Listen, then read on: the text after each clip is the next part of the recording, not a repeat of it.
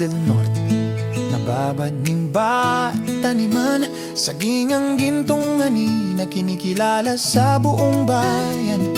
Durian, pomelo at kinilaw ang handog ng masaganang lupa sa Malaylan, Montfort, Bat, Sanctuary at Hagimit Falls ang tanawin. Kaangangahanga, Tagum City, Panabo at Sto Tomas ang mga sentro ng kasiglahan. Araw ng Davao del Norte, pagdiriwang ng kasaganan at pagkakaisa. Cebuano, Mandaya at Tatamanobo ang mga wikang nagbubuklod. Pagtatanim ng saging, nyog at iba pang pananim ang pangunahing kabuhayan.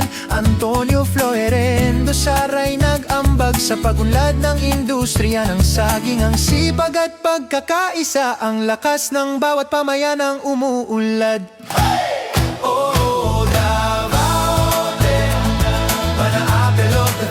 Sa bawat bunga ay may tamis ng pag-asa at tagumpay sa ganda ng iyong kabundukan at bughaw na karagatan. Ikaw ang gintong ani ng ating bayan.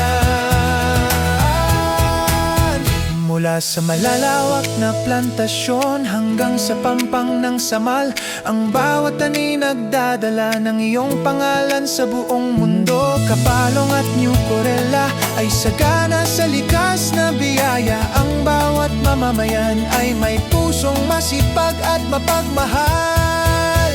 O Davao del Norte, Panaapati of the Philippines. Sa bawat bunga ay may tamis ng pag-asa at tagumpay sa ganda ng iyong kabukan at bughaw na karagatan.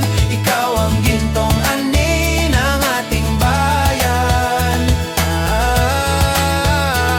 Kahit anong unos ang dumaan sa iyong mga bukirin, ang iyong kasaganaan ay patuloy na namumukadkad.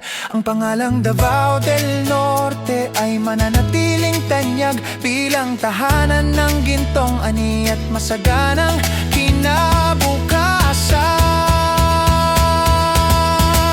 Sa lupang pinagpala ng masaganang ani at likas na yaman, ang pangalan mo'y mananatili sa aming alaala.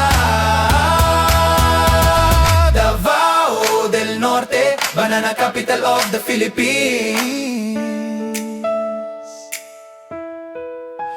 Ikaw ang gintong ani ng ating bayan, magpakailanman noon.